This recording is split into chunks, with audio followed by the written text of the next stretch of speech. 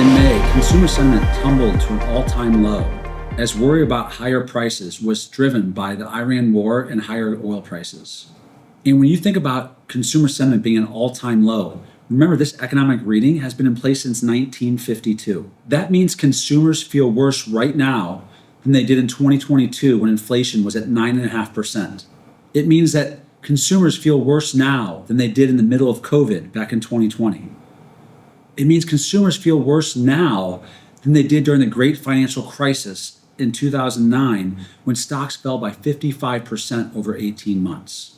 Based on consumer sentiment being at an all-time low, you would think that we're in some type of economic downturn or a recession. And yet, we're near all-time market highs. How does that happen? And more importantly, does how consumers feel equate to future stock returns? So when I think about this phenomenon, one thing that brings to mind is an old Chinese proverb called "we'll see." And that proverb centers around the idea that sometimes the things in life that we think will be good actually turn out to be bad. And the opposite of that is also true, which is sometimes the things in life that we think will be bad actually turn out to be good.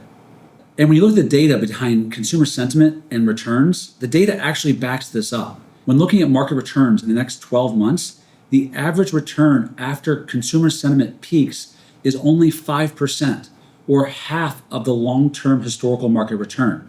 And on the flip side, when consumer sentiment troughs or bottoms, looking at future market returns over the next year, those returns on average have been 24% since 1970, which is more than double the long-term average return. So historically, when consumer sentiment peaks, when consumers feel their best, they feel like they're winning, average returns have actually been half long-term market returns. And on the other hand, when consumers feel their worst and fear is climbing and uncertainty is raging, 12-month forward returns have actually been more than double the long-term average. So how do you explain this? Well, when there's peak optimism in the market, when consumers are feeling fantastic, all of that good news is priced in the market already.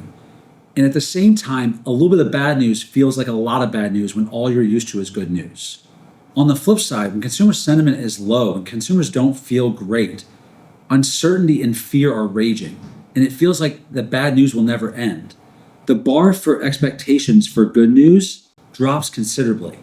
In other words, that bad news is already priced in the market, so any good news sends investors and sends the market higher. So when we consider the fact that right now markets are near all-time highs and consumer sentiment is near all-time lows, it's an important reminder for investors that that sentiment of how consumers feel is a counterintuitive signal, not a predictive one.